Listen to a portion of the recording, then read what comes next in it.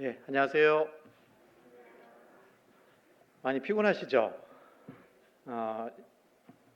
평소보다 1시간 빨리 진행을 하다 보니까 다들 여러 생활 패턴이 있기 때문에 멍하신 것 같기도 하고, 또 이 자리에 앉아 계시긴 하지만 또 마음은 저 칠포 해수욕장 가 있는 것도 아닌가 싶기도 하고, 그래서 효과적인 설교가 되기 위해서는 빨리 끝내는 것이 좋은 방법인데 그렇게 될지 안 될지는 해봐야지 알 것 같습니다.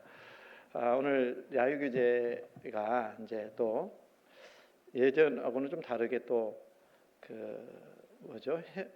호텔을 좀 잠깐 빌려가지고 실내에서 좀 있을 수 있도록 그렇게 좀 했으니까 우리 어르신들 무더위 걱정하지 마시고 함께 또 같이 참여할 수 있는 시간도 가졌으면 좋겠습니다.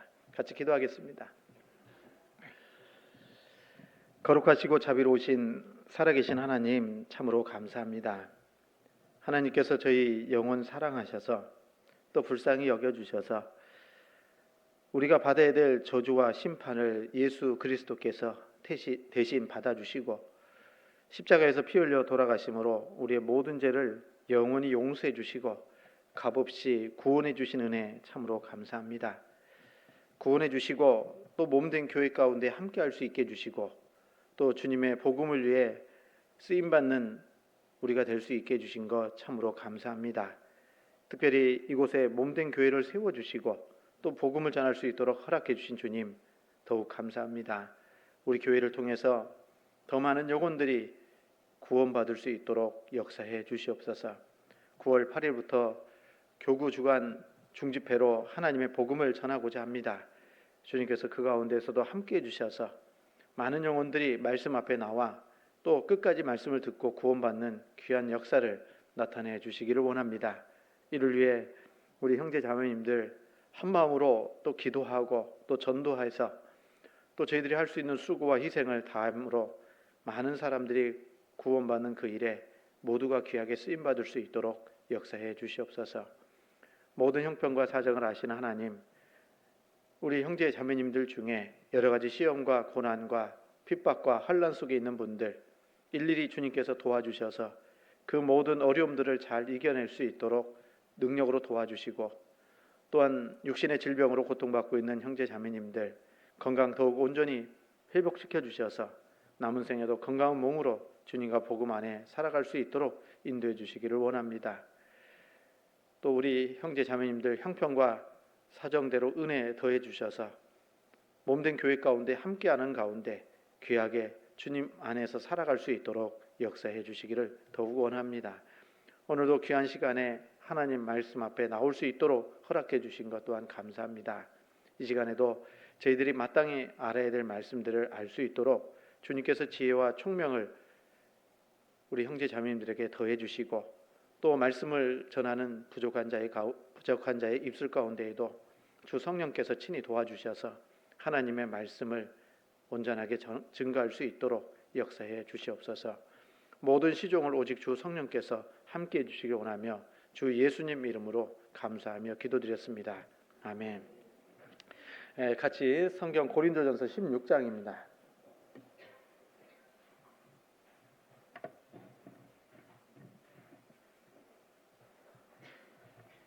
고린도전서 16장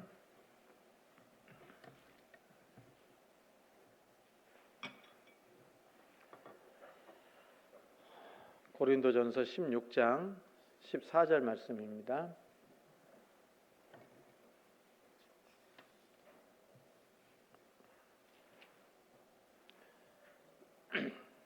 고린도전서 16장 14절 말씀, 우리 슬로건 말씀인데요. 같이 한번 읽도록 하겠습니다. 너희 모든 일을 사랑으로 행하라. 7차 수양회가 이제 모두 마무리가 됐고 본격적으로 하반기가 시작이 됐습니다. 우리가 살아가는 목적이 편안하게 이 세상에서 살고자 살아가는 것이 아니고 어떻게 하면 아직까지 구원받지 못한 우리 주변의 사람들에게 복음을 전할 수 있을까? 또 전하게 하기 위해서 우리의 삶을 주님이 허락하셨다고 믿습니다. 이 교회가 존재하는 목적도 그와 마찬가지인데, 너희는 가서 모든 족속으로 제자를 삼아 아버지와 아들과 성령의 이름으로 세례를 주고 내가 너희에게 분부한 모든 것을 가르쳐 지키게 하라, 이렇게 말씀하셨는데요. 교회가 존재하는 목적도 아직까지 구원받지 못한 많은 사람들을 말씀을 통해서 구원받게 하려고 하나님이 교회를 두신 거잖아요. 그러기 위해서는 또 구원받은 형제 자매님들이 마음이 하나가 되고 또 서로 사랑하는 그런 삶을 살기를 원하십니다. 그렇게 할 때 비로소 많은 사람들이 우리를 통해서 구원받는 역사가 나타나기 때문에 그렇습니다.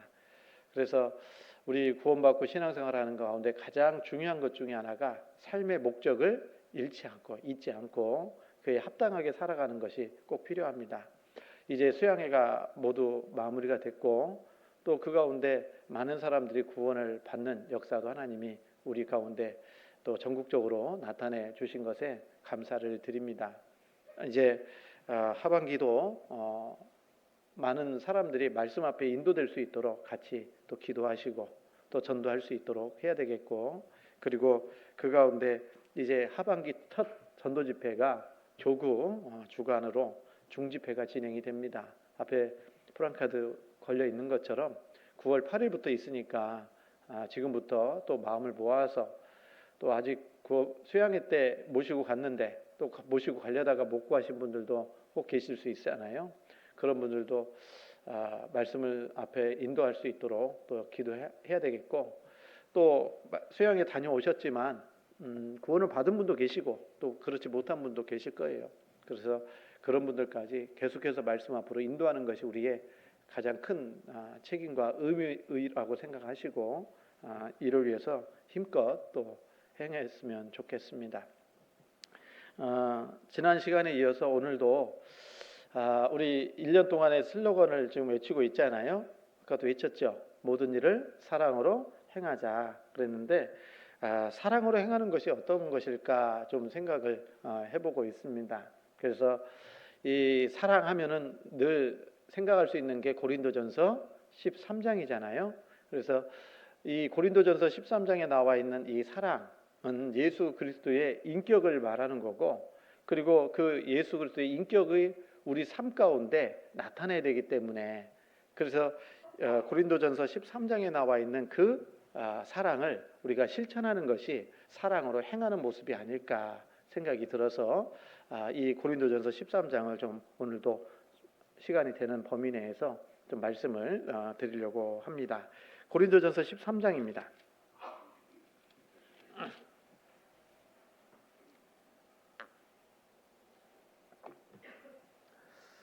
고린도전서 13장 1절입니다.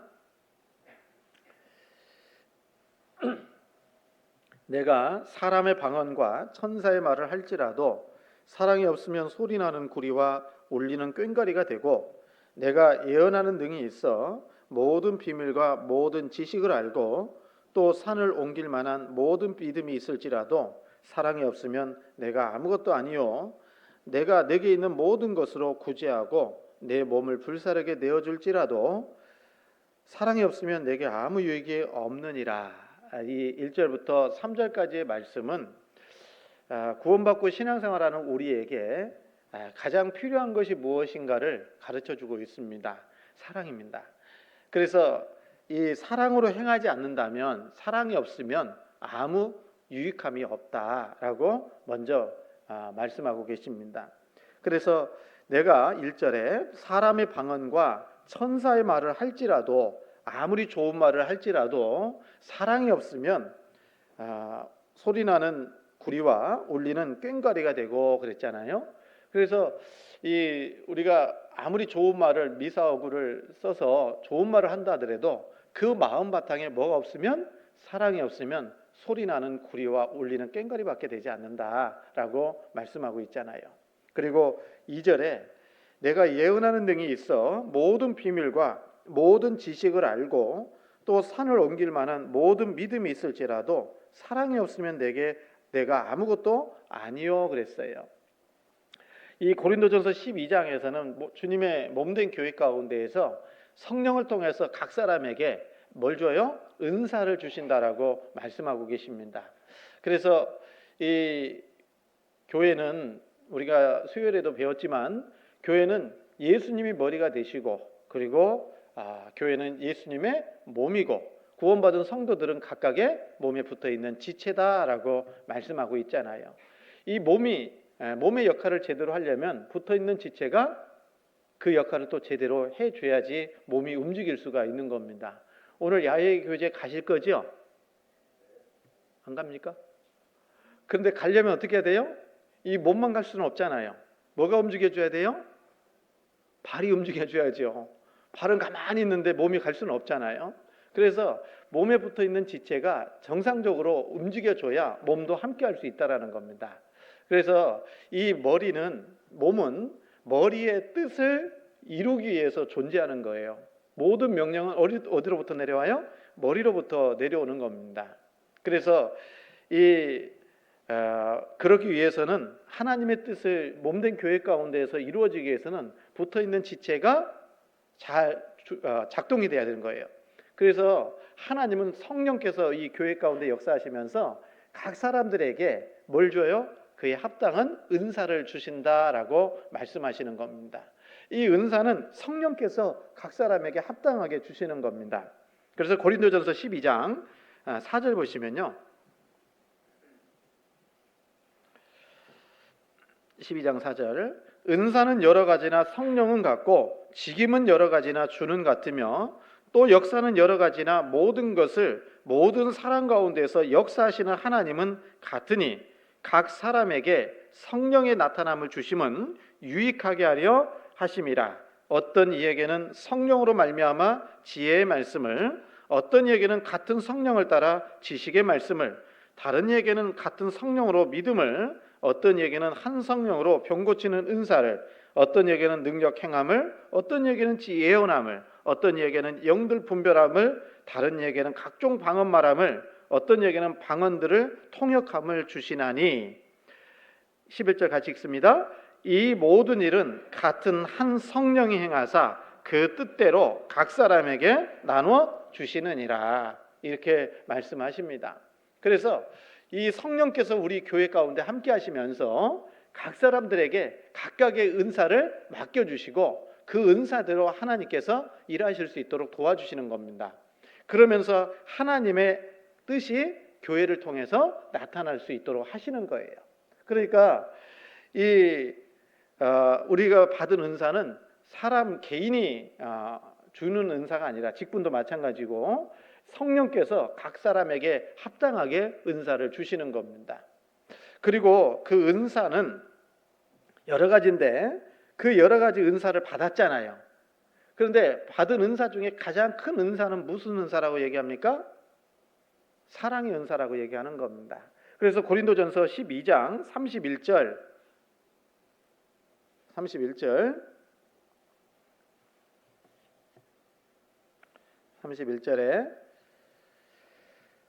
같이 한번 읽겠습니다. 너희는 더욱 큰 은사를 사모하라. 내가 또한 제일 좋은 길을 너희에게 보이리라.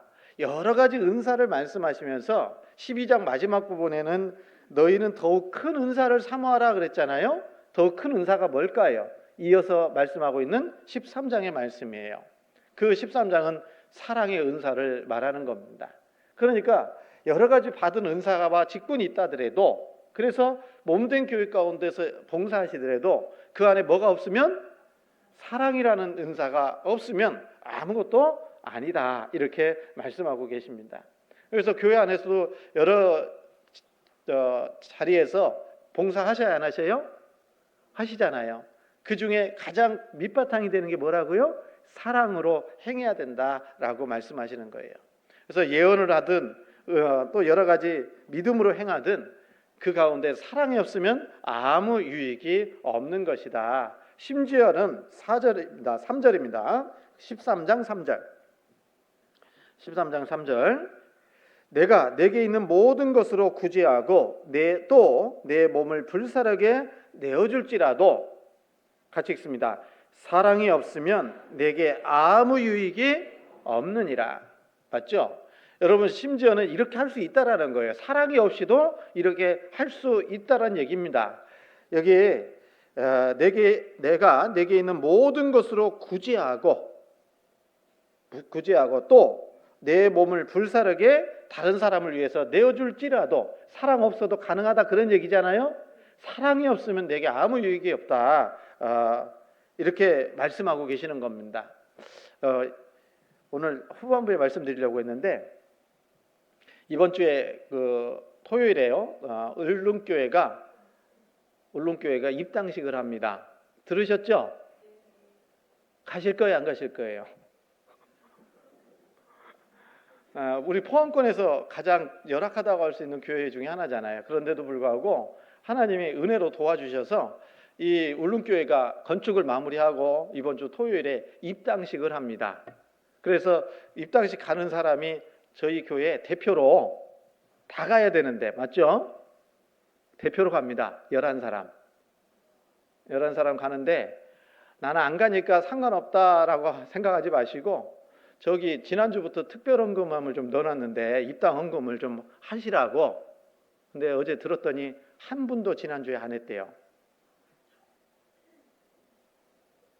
하셔야 될까요? 말아야 될까요?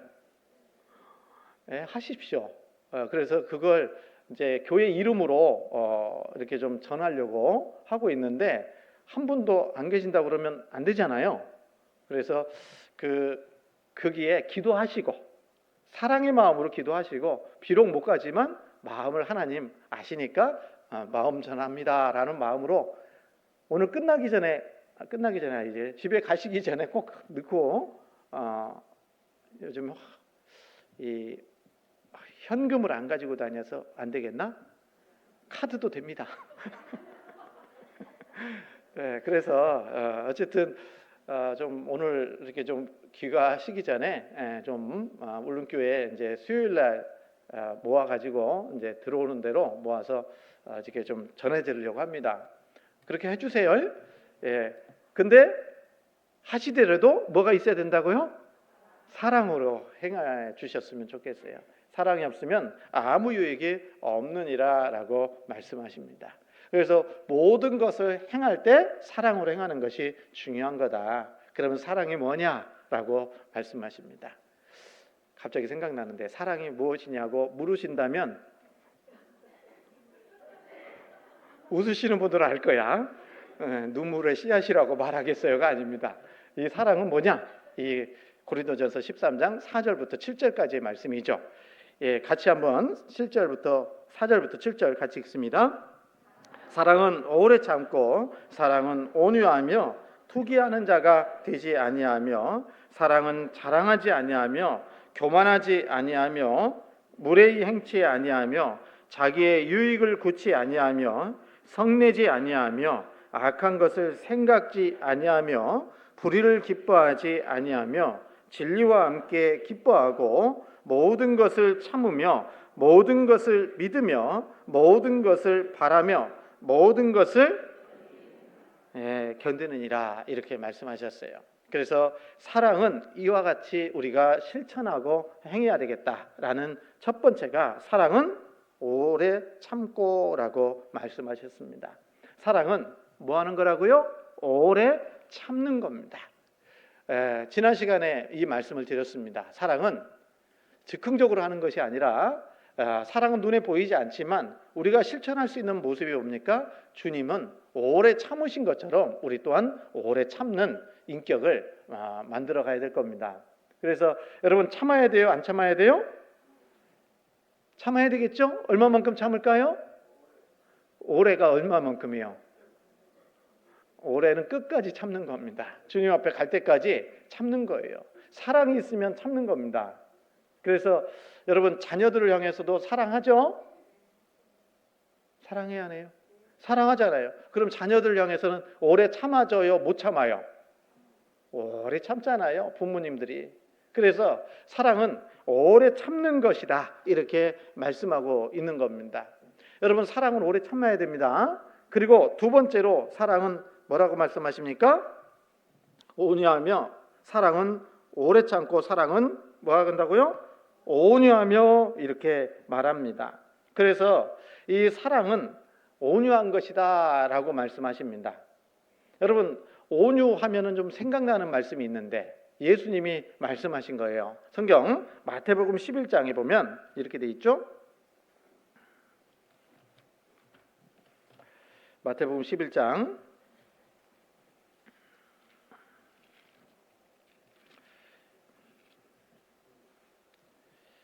28절입니다.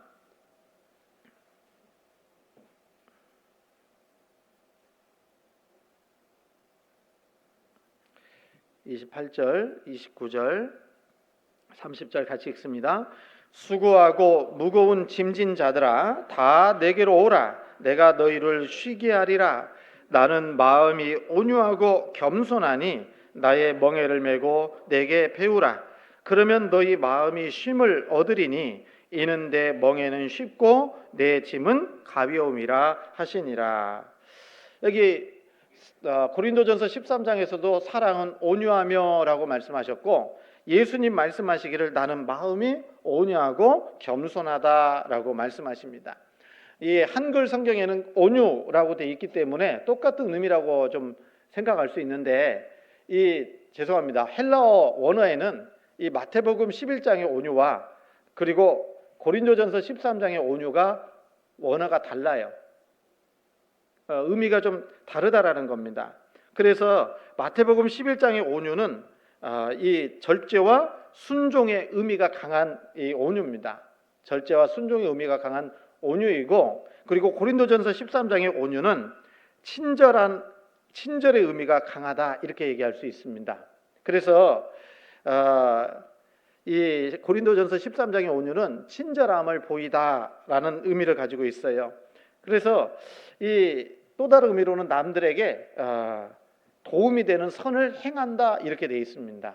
그러니까 이 나는 마음이 온유하고 겸손하니라고 할 때, 겸손하고 온유할 때 이 말씀 속에는 뭐가 있다고요?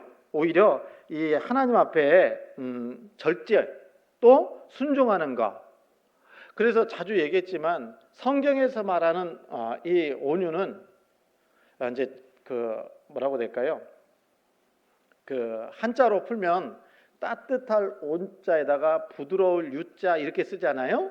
그러니까 온유 그러면 따뜻하고 부드러운 거, 이렇게 생각하는데, 예수님이 말씀하시는 온유는, 또 예수님의 온유하심은 절제와 순종의 의미가 더 강하다.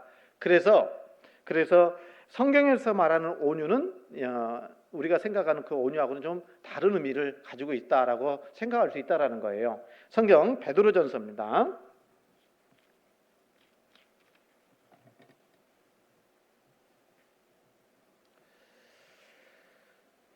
베드로전서 2장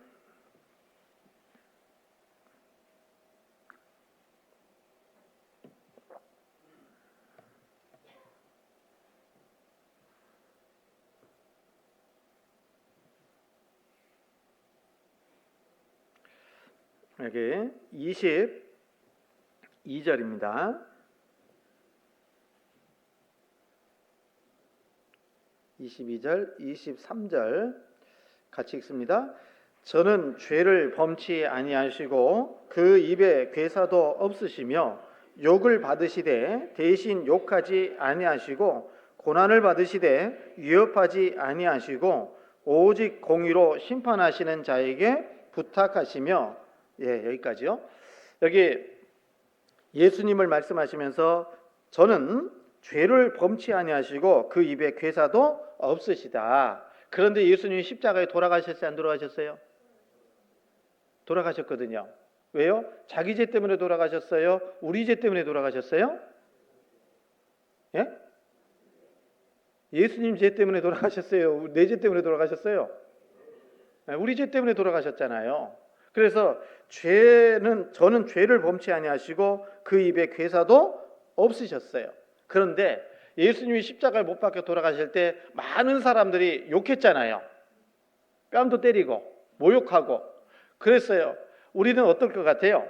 우리 같으면, 나 같으면 어떨 것 같습니까? 나에게 뺨을 때렸다. 어떻게 하실래요? 내가 힘만 있으면 왕복으로 때리고 싶죠. 예. 그런데 예수님은 그러지 않았다라는 겁니다. 예수님은 그 고난을 받으시되 어떻게 했다고요? 위협하지 않았다. 이게 예수님의 온유하심이라는 겁니다.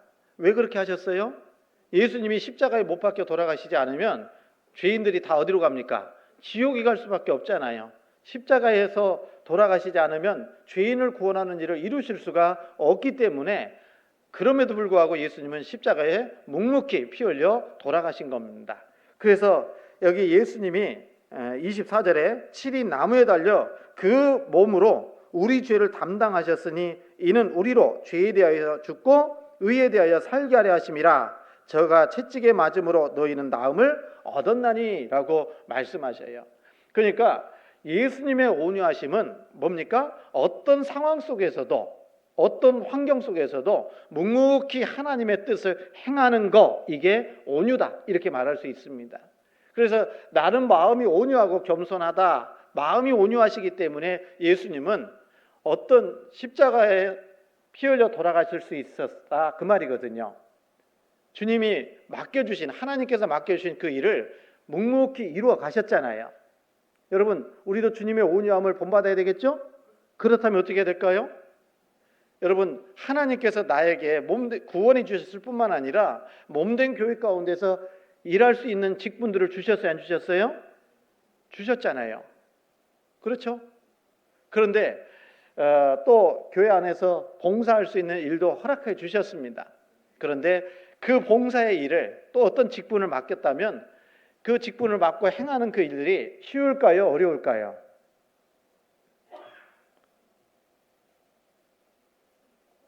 쉬워요? 어려워요?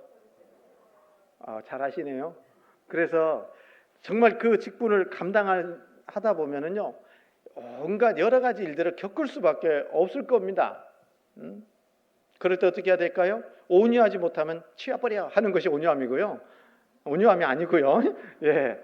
그 상황 속에서도 묵묵히 자기 일을 끝까지 완수하는 거, 이게 온유한 거예요. 그래서 지금 이제 9월인가? 6월, 8월인가요, 지금? 네, 앞으로 이제 뭐 또 11월 정도, 12월 정도 되면 내년도 새로운 임원들도 세우고 봉사직군도 맡길 텐데, 그때까지는 내게 맡겨진 일들을 묵묵히 해가는 것, 이게 주님의 온유함이다라고 말할 수 있습니다. 그렇지 않겠어요? 그리고 또 이 고린도전서 13장에서는 아까 얘기한 것처럼 이 한자로 풀었죠. 따뜻하고 부드럽고 친절하다. 그러니까 이 고린도전서 13장에 나와 있는 그 주님의 온유함은, 사랑은 온유함이 할 때는 따뜻한 거예요. 친절한 거예요. 선을 행하는 겁니다. 이해 가시죠? 그래서 사랑은 오래 참고라고 했는데, 그 오래 참고 할 때는요, 누군가가 내게 준 상처를 잘 견디는 것이 오래 참는 거라면, 이제 온유함은 한 걸음 더 나아가서 내게 상처를 준 사람에게도 어떻게 하라고요? 친절하고 부드럽게 대하는 것, 이게 온유다, 이렇게 말할 수 있습니다. 그러니까 우리는 온유함을 가져야 되겠죠. 부드러워야 되겠죠. 상냥해야 되겠죠. 친절해야 되겠죠. 친절하십니까? 자주 얘기하는데, 여러분, 아무리 이쁜 사람도요, 미인도 무표정하게 있으면 무서워요. 네? 그래서 저도 이제 그런 얘기 가끔씩, 자주는 아니고 가끔씩 하는데, 입꼬리가 이렇게 처져 있으니까 입 다물고 있으면 뭐라 그래요? 화났냐고 그래요. 그래서 좀 우리 교회에 이렇게 좀 분위기가 더욱더 밝아지려면 내가 먼저 실천해야 될까요? 다른 사람이 실천할 때까지 기다려야 될까요? 자주 얘기했죠. 사랑은 먼저 하는 거라고요. 사랑 받은 대로 반응하는 거라고요. 먼저 하는 거라고요. 먼저 하는 거라고. 맞잖아요. 그래서 교회 오실 때 웃는 연습 좀 하고 오십니까? 얼굴 좀 피고 오는 연습 좀 하고 계십니까? 하고 오셔요? 헐레벌떡 바빠가지고 그냥 오셨습니까? 예. 그래서 얼굴 이제 거울을 좀 보시고요. 감상하라는 얘기 아닙니다. 예. 하나님 감사합니다. 나를 이렇게 훌륭하게 창조해 주셔서 감사합니다. 그건 교만한 거고요. 예, 저기 하나님 앞에 내 입꼬리도 좀 올려보고, 예? 또 밝은 모습으로 좀 교회에 와서 형제자매들을 보는 것이, 만나서 교제하는 것이 교회에 큰 유익이 됩니다. 그래서 나부터 실천해야 돼요. 그리고 또 자주 얘기했지만 온유한다라는 것은 말에서부터도 온유한 모습이 좀 있어야 되겠다라는 겁니다. 경상도 말 세요, 안 세요? 어떻게 그렇게 잘하셔요? 예. 그래서 서울말 따라가기는 좀 어렵잖아요. 예. 그러니까 좀 연습도 좀 우리가 좀 노력도 좀 해야 되겠다. 말도 좀 부드럽게 할 필요가 있다. 이런 생각을 해보게 됩니다. 그래서 여러분, 우리 그 온유는 고린도전서 13장에 나와 있는 온유는 친절함을 얘기하는 겁니다. 따뜻함을 얘기하는 거예요. 그래서 이 고린도전서 13장에 나와 있는 것처럼 우리는 하나님 앞에 신앙생활을 하면서 더욱더 어떻게 해야 돼요?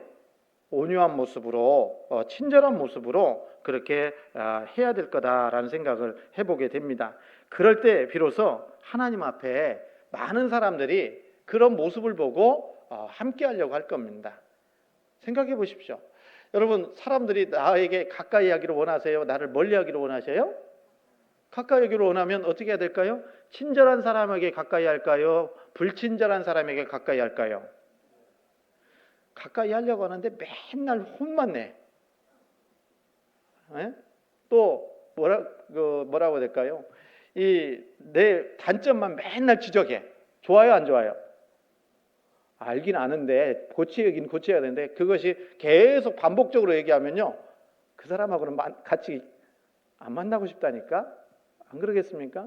그래서 우리가 하나님 앞에 바르게 살아가는 것은 정말 모든 사람들에게 하나님은 다 온유하시거든요. 실은요. 우리 구원받은 그리스도인들은 모든 형제자매들에게 다 같이 친절하고 온유한 모습으로 신앙생활을 해야 되는 겁니다. 그게 합당하지 않겠냐고요. 그래서 우리 구원받은 우리가 더욱더 하나님 앞에 정말 나에게 상처를 준 사람도 있다 하더라도 그런 사람에게도 온유함을 나타낼 필요가 있는 거예요. 성경 한번 찾겠습니다. 누가복음 6장입니다.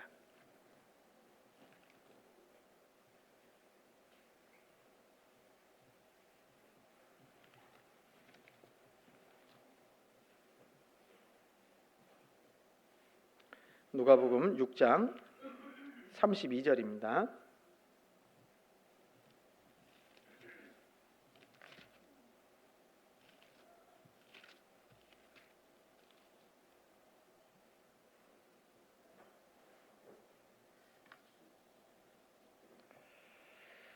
누가복음 6장 32절,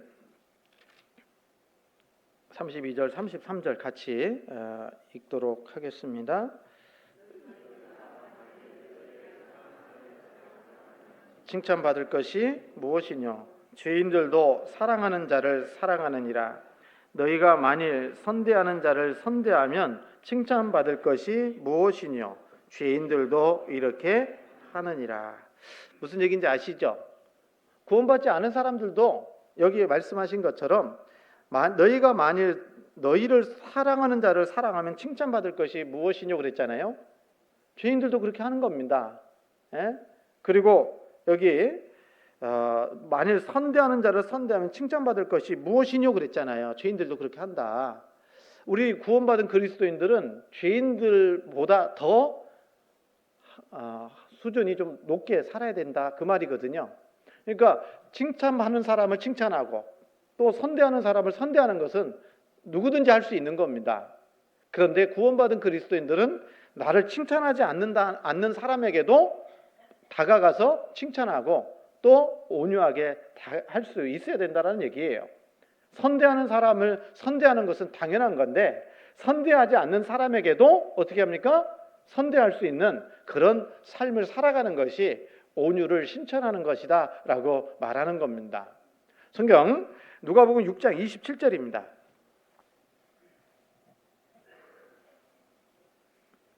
27절 제가 읽겠습니다. 그러나 너희는 듣는 자에게 내가 이르노니 너희 원수를 사랑하며 너희를 미워하는 자를 선대하며 너희를 저주하는 자를 위하여 축복하며 너희를 모욕하는 자를 위하여 기도하라. 내 이뺨을 치는 자에게 저 뺨도 돌려대며 내 겉옷을 빼앗는 자에게 속옷도 금하지 말라. 무릇 내게 구하는 자에게 주며 내 것을 가져가는 자에게 다시 달라지 말며 남에게 대접을 받고자 하는 대로 너희도 남을 대접하라. 그래서 원수를 사랑하라 하는 것이 하나님의 계명이잖아요. 그러니까 우리는 본성을 거스려서 사랑도 실천하는 겁니다. 본성을 거스리는 거예요. 그래서 이 온유한 사람에게 하나님은 축복해 주실까요, 안 해줄까요? 주시는 겁니다. 그래서 마태복음 5장 5절에 보면 온유한 자는 복이 있나니 저희가 땅을 기업으로 받을 것이며 그랬어요. 온유한 자가 기업을 얻는 겁니다. 온유한 자가. 그래서 구원받고 신앙생활하는 우리가 하나님 앞에 정말 바르게 살아가면 하나님이 온유한 삶을 실천하면 여러 가지 기업도 주시고 천국 기업도 주신다라고 말씀하시는 겁니다. 시편 37편입니다.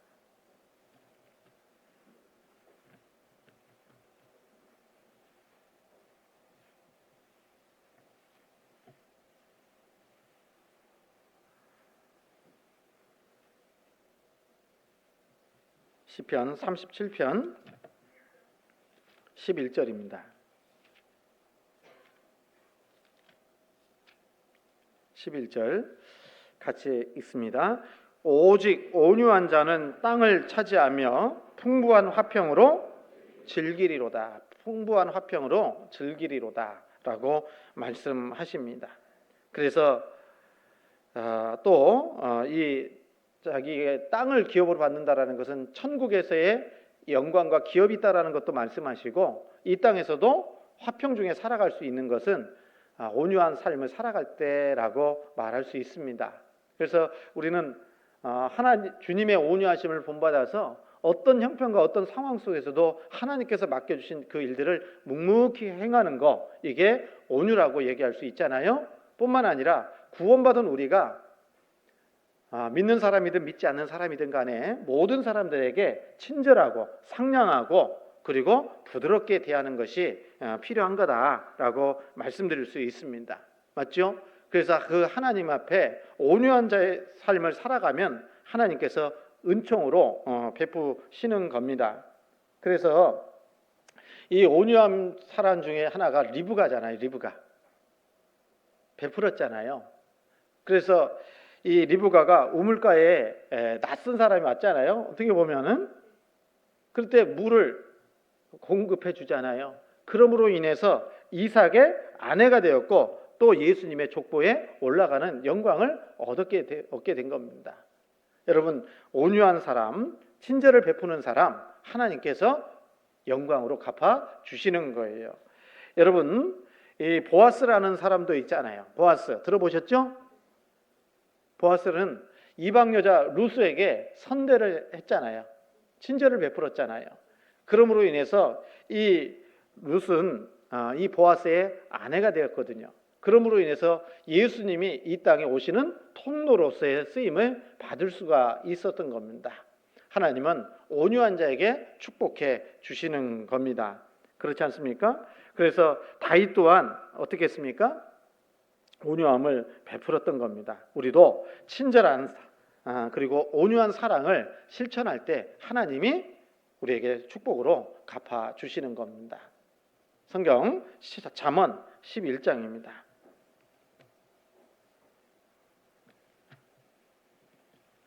잠언 11장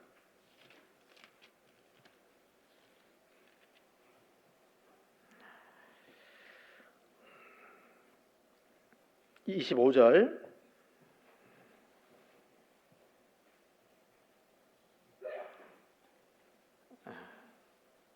같이 읽겠습니다. 25절 구제를 좋아하는 자는 풍족하여질 것이요 남을 윤택하게 하는 자는 윤택하여지리라.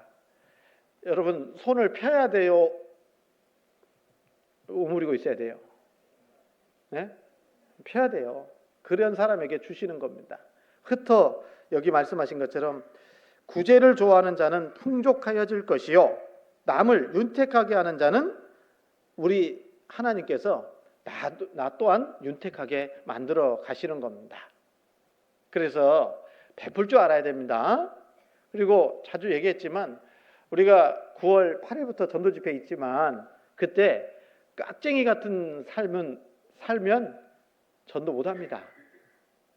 주변의 사람들에게 베풀어 줘야 돼요. 선물도 좀 주고 그리고 또 시간도 좀 내고 또 우리가 할 수 있는 희생도 해줘야 사람들의 마음이 움직여서 말씀 앞에 나올 수 있는 것이지 결코 내 철저하게 이기주의적이고 개인적인 삶을 살아가면 그 사람을 통해서는 하나님이 구원의 열매를 줄 수가 없을 겁니다.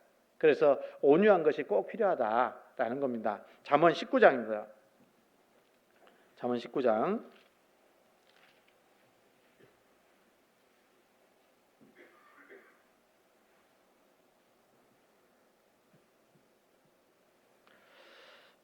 잠언 19장 이 17절 말씀입니다. 17절 같이 한번 읽도록 하겠습니다. 17절입니다. 가난한 자를 불쌍히 여기는 것은 여호와께 꾸이는 것이니 그 선행을 갚아 주시리라. 우리 주변에 가난한 사람 있잖아요? 있어요, 없어요? 계시잖아요. 가난한 자를 불쌍히 여기는 것은 불쌍히 여기는 마음만 가지고 있다고 하는 것이 아니라 그 불쌍히 여기는 마음으로 친절을 베풀면 사랑을 베풀면 반드시 하나님이 어떻게 합니까? 여호와께 꾸이는 것이니 그 선행을 갚아 주시리라. 하나님 앞에 가난한 사람을 불쌍히 여기면 그리고 그를 도와주면요 누구한테 꾼다고요? 하나님께 꾸는 것이다. 반드시 하나님이 그 선행을 갚아 주신다라고 말씀하십니다. 그래서 우리 구원받은 그리스도인들은 정말 사랑은 뭐 하나고요? 오래 참고 사랑은 온유한 겁니다. 그래서 모든 형제 자매님들에게 뿐만 아니라 다른 이방인들에게도 구원받지 않은 사람들에게도 어떤 삶을 살아야 될까요? 친절하고 또 사랑을 나누고 베풀 수 있는 그런 삶을 살아야 되는 겁니다. 그렇게 해야 되겠죠. 네? 그래서 예수님도 말씀하신 거 아시죠? 성경 사도행전 20장입니다.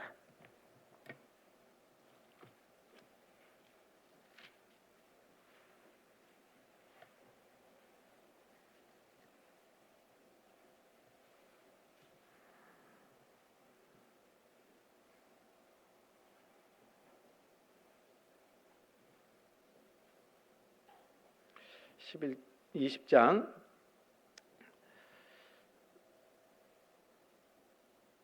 34절부터 제가 읽겠습니다. 너희 아는 바에 이 손으로 나와 내 동행들의 쓰는 것을 당하여 범사에 너희에게 모본을 보였노니 곧 이같이 수고하여 약한 사람들을 돕고 같이 읽습니다. 또 주 예수의 친히 말씀하신 바 주는 것이 받는 것보다 복이 있다 하심을 기억하여야 할지니라. 여러분 받는 것이 복이에요? 주는 것이 복이에요? 당장은 받는 것이 복인 것처럼 느껴질지 모르지만 실은 하나님 앞에서는 주는 것이 궁극적으로는 복이다. 왜요? 하나님이 대갚아 주실 거니까 그런 겁니다. 그래서 아까 얘기한 것처럼 울릉도 입당 헌금 내 주머니에서 당장은 나가니까 손해보는 것 같지만 하나님이 더 주신다니까요. 그렇잖아요. 그래서 우리 형제자매님들 사랑은 어떤 거라고요? 온유한 거다 이렇게 얘기합니다. 사랑은 오래 참고 사랑은 온유하며 또 한 가지 사랑은 세 번째가 투기하지 않는다라고 말씀하십니다. 투기하지 않으며 그래서 이 투기가 이 긍정적인 부분도 있고 부정적인 부분도 좀 있어요. 긍정적인 것은 뭐냐면 어떤 것을 위해서 행하는 열심을 얘기하는 겁니다. 열정이라는 거예요. 이 투기하지 않으며 할 때 이 투기라는 단어가 열심과 열정을 말할 때도 있다라는 겁니다. 그래서 하나님 앞에 열심히 주님을 본받으려고 하는 그 열심과 노력, 그런 것들은 칭찬할 만한 거잖아요. 긍정적인 거잖아요. 그래서 요한계시록 로마서 12장에 보면은 부귀의 열주 들어보셨죠? 부귀의 열주 같이 한번 해볼까요? 부지런하여 게으르지 말고 열심을 품고 주를 섬기라. 로마서 12장 11절 말씀인데, 여러분 부지런하여 게으르지 말고 그 다음에 뭐가 들어갑니까? 열심을 품고 주를 섬기라. 열심, 열정. 구원받은 그리스도인들에게 열정은 필요할까요? 안 필요할까요? 주님을 위해서 살고자 하는, 주님의 뜻대로 살고자 하는 그 열정이 필요할까요? 안 필요할까요? 필요하잖아요. 그 열정 없는 그리스도인은 정말 속된 말로 안 꼽는 찐빵이에요. 안 그러겠습니까? 그래서 주님 안에서 열정을 가지고 신앙생활하는 거 꼭 필요합니다. 지난번에 이제 학예 수양회 때 7차례 중에 4차례 저 이제 상담을 다녀왔는데요. 그 어렸을 때 어떤 형제가 상담으로 하러 왔는데, 저희 교회는 아니고요, 청년인데 그 상담을 하면서요, 그 어렸을 때 이제 구원을 받고 나니까 부모님이 구원받고 같이 이제 초등학교 때인가 중학교 때인가 구원을 받았어요. 그런데 이제 온실 속에서 자라난 화초들처럼 이제 20대가 되면은 세상으로 나가야 안 나가요? 나가죠. 그러니까 이제 10대 때는 잘 몰랐어, 세상이 어떤 곳인지를. 근데 이제 20대에 딱 나가니까 힘들까요? 안 힘들까요? 힘들죠. 그래서 그 가운데 이제 세상에서 이제 몰려오는 여러 가지 그 죄들, 합당치 않은 것들, 이것이 너무너무 고민이 되는 것 같아요. 그래서 저도 좀 감정이 좀 이렇게 좀 메마른 사람인 줄 알았더니 그건 아닌 것 같고요. 그 상담하면서 같이 울었어요. 정말 왜 그러냐면 이렇게 나이가 어린데도 불구하고 주님 안에서 깨끗하게 구별돼서 살고자 하는 그 열정, 마음, 그래서 그런 마음들이 참 감사가 되고 감동이 좀 됐어요. 여러분 그런 마음 없으세요? 때로는 저도 이제 자주 얘기하는 것 같은데, 이렇게 설교할 때 눈물이 울컥울컥 올라올 때가, 하나님 앞에 너무 잘 산다 이럴 때는, 뭐 그런 적도 별로 없지만요, 그럴 때는 감동이 없어요. 그런데 정말 하나님 앞에 정말 부끄럽고 연약하고 부족할 때, 그럼에도 불구하고 하나님이 지금까지 지켜주시고 하나님의 뜻을 위해서, 하나님의 역사를 위해서 쓰임받을 수 있다라는 그것을 생각할 때 가장 큰 감동이 되는 것 같아요. 여러분 우리가 열정이 빠지면 그런 모습도 없어요. 실은요, 그냥 매너리즘이라고 하죠. 타성에 젖어가지고 그대로 그냥 살아가는 겁니다. 여러분 구원받은 그리스도인들에게 열정은 반드시 필요합니다. 열심은 반드시 필요한 겁니다. 뜨겁게 주님 주시는 그 뜨거운 사랑 속에서 살아가는 것이 필요한 겁니다. 안 그러겠습니까? 그런데 투기하지 아니하며 할 때, 투기가 좋은 의미로는 열정과 열심을 얘기한다면, 반대로 얘기한다면 이런 거죠. 부정적인 것은 뭡니까? 다른 사람의 성공이나 부요함, 행복을 보고서 마음이 상해서 분노가 그 속에서 끓어오르는 것을 의미한 때, 이것은 투기입니다. 다른 사람들이 잘 되는 거 보면 좋아요, 질투나요? 사촌이 땅을 사면 배가 아파요, 즐거워요? 이렇게 물어보니까 어떤 분이 그래요. 난 사촌 없다고, 독자예요. 여러분 이게 우리의 본성입니다. 실은요, 투기는, 질투하는 것은 우리의 본성 속에서 올라오는 거 맞아요, 안 맞아요? 그러니까 이 주님 주신 사랑 속에서 우리가 행하는 것은 본성을 이기고 다른 사람들이 잘 되는 거 보면 같이 즐거워하고 기뻐할 수 있고, 다른 사람들이 좀 힘들고 어려우면 같이 아파하고, 이런 것들이 우리에게 필요한 마음이거든요. 네? 투기하지 않는다, 그런 겁니다. 그래서 이 창세기 4장에서도 보면 가인과 아벨이 나오잖아요. 이 가인과 아벨은 두 사람 다 하나님께 제사를 드렸어요. 이 가인은 농사하는 사람이었기 때문에 농사하는 것으로 하나님께 드렸고, 이 아벨은 양의 첫 새끼를 하나님께 드렸는데, 하나님이 누구의 제사를 받아줬어요? 아벨의 제사를 받아주니까 가인이 그 마음에 뭐가 올라왔다고요? 질투, 투기가 올라온 겁니다. 그래서 결국은 이 동생 아벨을 돌로 쳐 죽이잖아요. 여러분, 그것은 합당치 않은 거잖아요. 그러므로 인해서 이 동생을 죽인 그 시기심, 질투심, 이것 때문에 동생을 죽였고, 평생 동안 어떤 겁니까?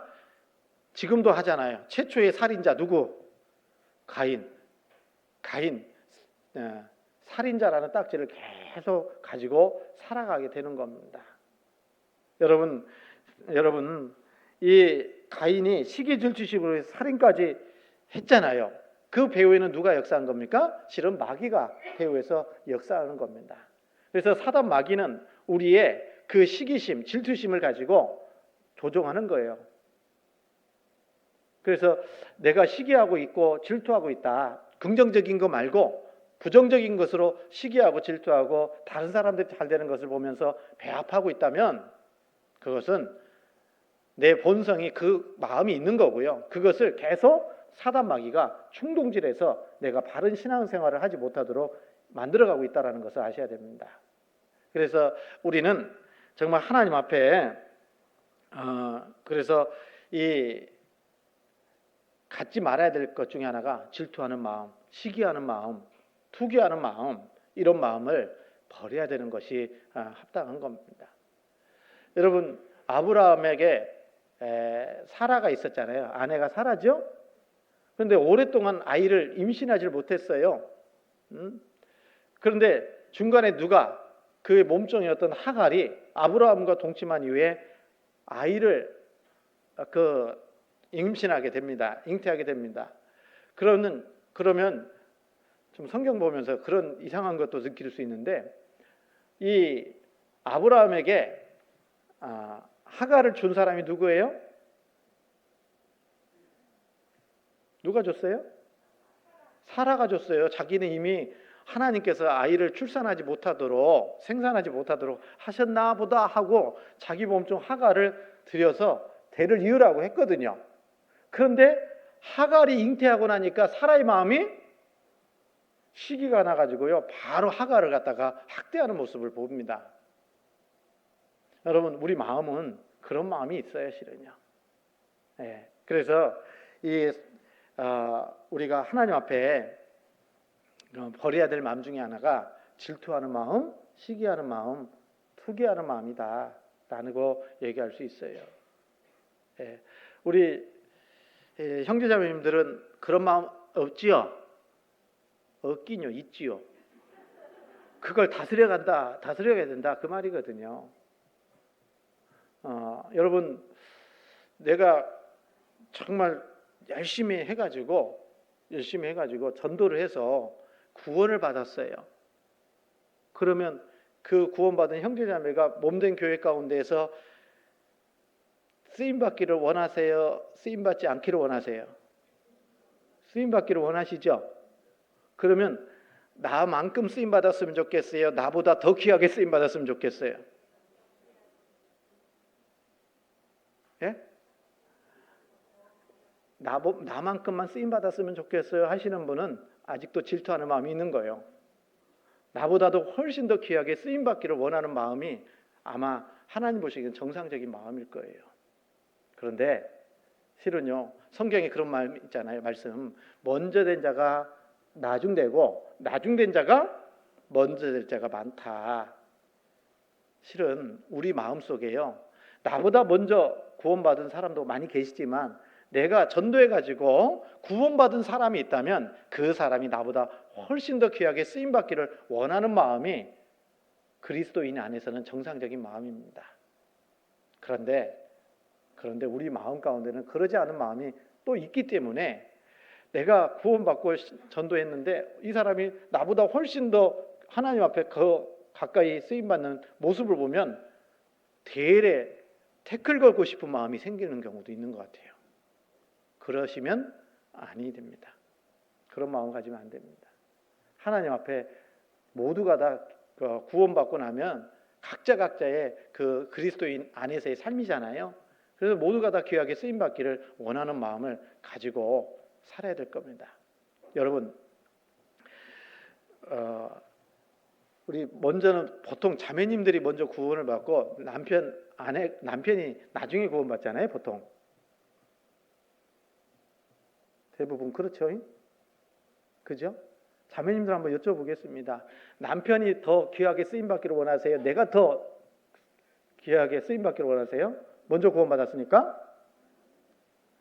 대부분의 자매님들의 마음은 그런 것 같아요. 뭐냐면 늦게 구원받았어도 남편이 더 앞장서서 쓰임받기를 원하시는 것이 자매님들의 마음이죠. 아니에요? 우리 형제님들 그 마음을 좀 알아주셔야 될 것 같아요. 그래서 아내를 통해서 구원을 받았어도 교회 가정에 또 질서가 있는 거고 교회 안에서도 질서가 있는 거잖아요.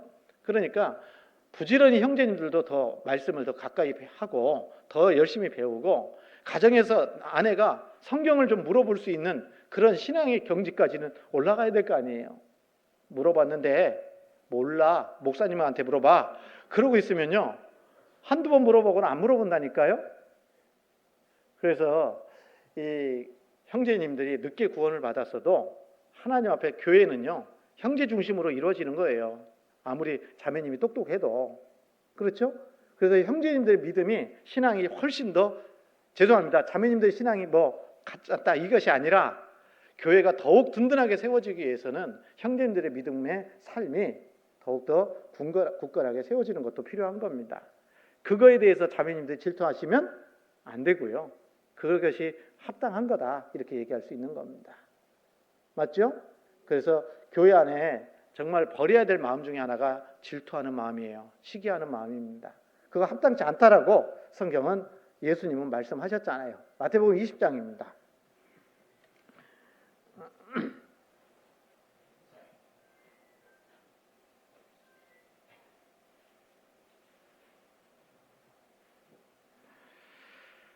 마태복음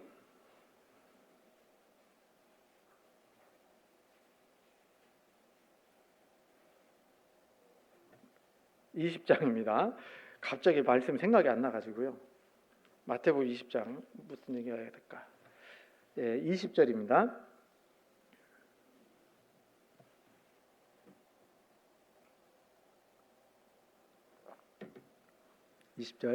그때에 세베대의 아들의 어미가 그 아들들을 데리고 예수께 와서 절하며 무엇을 구하니 예수께서 가라사대 무엇을 원하느뇨 가로되 이 나의 두 아들을 주의 나라에서 하나는 주의 우편에 하나는 주의 좌편에 앉게 명하소서, 이렇게 부탁을 합니다. 다른 12제자는 이 얘기를 부탁하는 것을 들었을 때 마음 좋았어요, 안 좋았어요? 불편했어요. 24절입니다. 24절 같이 읽습니다. 10 제자가 듣고 그 두 형제에 대하여 분이 여기거늘, 그랬죠? 왜 분이 올라왔어요? 자기들도 높은 자리에 가고 싶은 마음이 있는데 먼저 선수를 치니까. 그러나 자주 얘기했지만 우리 구원받은 형제 자매님들은 서로 비교할 대상이 아닙니다. 은사가 달라요. 하나님 앞에 합당한 삶을 살아가는 것은 하나님이 정하신 길은 비슷한 것 같지만 각각의 하나님이 인도해 가시는 겁니다. 그래서 요한복음 10장에서도 각각 그 이름을 불러내어 인도한다라고 말씀하셔요. 그래서 교회 안에서 절대로 하지 말아야 될 것 중에 하나가 뭐라고요? 비교하는 거예요. 비교. 어떤 목사님이 그런 얘기 했잖아요. 비교하면 두 가지가 생긴다고요. 하나는 비참해지든지 교만해지든지, 둘 중에 하나라고. 여러분, 우리는 다른 형제자매들이 어떤 모습으로 신앙생활을 하든지 간에 잘하면 잘한 대로 응원하고 기도해 주는 것이 필요하고, 그리고 정말 부족하게 하고 있으면 같이 손 잡고 주님 안에서 살아갈 수 있도록 더 격려하고 위로하고 도와줘야 된다. 그렇게 하기 위해서는 우리 안에 투기하는 마음을 가지면 안 되는 거거든요. 투기는 하나님의 마음, 하나님 앞에서 우리의 마음을 상하게 만드는 겁니다. 성경 잠언 보시겠습니다. 잠언 14장입니다.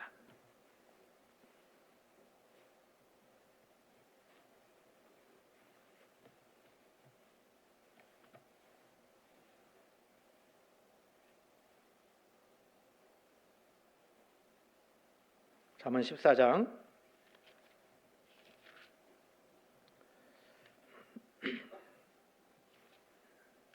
14장 잠언 14장 30절 말씀 같이 읽습니다. 마음의 화평은 육신의 생명이나 시기는 뼈의 썩음이니라. 마음의 화평은 육신의 뭐라고 했어요? 그래서 즐겁게 살아요. 기쁘게 사세요. 그죠? 마음의 화평은 육신의 생명이 된다 그랬어요. 그래서 웃으면 복이 가요가 아닙니다. 웃으면 복이 오는 겁니다. 웃을 일 없어도 웃고 살면은 이 뇌에서인가요? 즐겁구나 이렇게 인식한다잖아요. 그러면 뭐 엔돌핀이 많이 나온다고 하던가요? 어쨌든 정말 마음의 화평은 육신의 뭐라고 했어요? 생명이 될 수 있다. 그러나 시기는 반대로 시기는 뼈가 썩어가요. 시기하는 마음을 가지고 살아가요. 그래서 여러분, 우리 정말 구원받은 그리스도인들이 사랑을 실천할 때, 교회 안에서도 또 세상에서도 실천할 때, 첫 번째 사랑은 오래 참는 거다. 두 번째는 사랑은 온유한 것이다. 그리고 세 번째는 사랑은 투기하지 않는 것이다. 그리고 투기하고 시기하면은요, 결국은 그것이 부메랑처럼 나에게 돌아온다라는 것도 아셔야 됩니다. 그래서 우리는 그 사랑에 대해서 지금 말씀드리고 있지만 이런 모습으로 우리가 실천해야 된다라는 거예요. 머리로만 이해할 것이 아니라 실제로 사랑은 오래 참는 거라고 했으니까 매사에 오래 참으려고 하는 그런 마음을 가지고 실천해야 될 것이고, 또 두 번째로는 온유한 모습으로, 그래서 묵묵히 자기 일을 하나님께서 맡겨주신 그 일들을 묵묵히 행할 뿐만 아니라 형제 자매들에게도 친절하고 부드럽고 상냥한 모습으로 교제해야 될 거라는 겁니다. 그리고 투기하는 것은 하나님 앞에 합당치 않은 거다라는 것을 알고 열정력을 가지고 신앙생활하는 것도 필요하지만, 그러나 또 하지 말아야 될 것은 다른 형제 자매들이 잘하는 거, 잘 되는 거 보면서 마음이 시기심이 올라가지고 그 불편한 마음으로 신앙생활을 해서는 결코 안 될 거다라는 것도 우리가 배울 수 있습니다. 이 사랑은 오래 참고로부터 시작해가지고 모든 것을 참으면, 모든 것을 바라며, 모든 것을 견디느니라. 이것을 낱낱이 하면 15가지예요. 15가지인데 오늘 2가지 한 거예요. 오늘 야외 규제가 있기 때문에 빨리 끝내야 되겠다 싶어서 오늘 여기까지 말씀을 좀 드리려고 합니다. 한 가지 광고하겠습니다. 좋은 광고입니다. 아실 분들은 다 아시는 건데 아시더라고요. 우리 오랫동안 우리 교회에서 신앙생활했던 우리 찬양대 주 반주자 허정은 자매님께서 10월 18일 날 결혼식을 좀 하게 됐습니다. 그래서 우리 경주교회당에서 하진 않고 대전교회당에서 이렇게 결혼식을 하게 됐는데요. 신랑 얼굴은 9월 14일인가? 그때 소개하고 인사드리도록 그렇게 하겠습니다. 그래서 우리 청년 형제들 혹시 마음에 품었다면 이제 내려놓으세요. 이제는 끝났습니다. 그래서 이렇게 제가 이렇게 좀 교회 안에서 결혼식은 이제 만남에서부터 이렇게 하는 것은 좀 이렇게 공개를 하지 않는 것을 좀 원칙으로 합니다. 이렇게 발표할 때까지는 좀 어떤 상황이 벌어질지 몰라서, 그런데 이제 날짜도 확정이 됐고 그래서 수양회 이후에 좀 성도님들에게 말씀을 드려야겠다 싶었는데 오늘 말씀을 드립니다. 서로 축하 좀 해주시고 또 잘 준비할 수 있도록 같이 기도해 주셨으면 고맙겠습니다. 기도하겠습니다. 저희를 사랑하시는 살아계신 하나님, 참으로 감사합니다. 하나님께서 저희 영혼 사랑하셔서 구원해 주시고 또 몸된 교회 가운데 함께할 수 있게 해주신 거 감사합니다. 우리 주님, 더욱더 우리 교회와 함께해 주셔서 주님의 뜻과 주님의 역사와 주님의 영광이 우리 교회를 통해서 더욱 온전히 이루어지고 나타날 수 있도록 역사해 주시옵소서. 오늘 오후에 있을 전체 야유계제에도 주님께서 함께 하셔서 아무런 사고 없이 또 모든 형제 자매님들에게 큰 기쁨과 유익한 시간이 될 수 있도록 인도해 주시고 또 이 모든 것을 통해서 오직 하나님께만 온전한 영광이 될 수 있도록 도와주시옵소서. 모든 것 감사드리며 예수님 이름으로 기도드렸습니다. 아멘.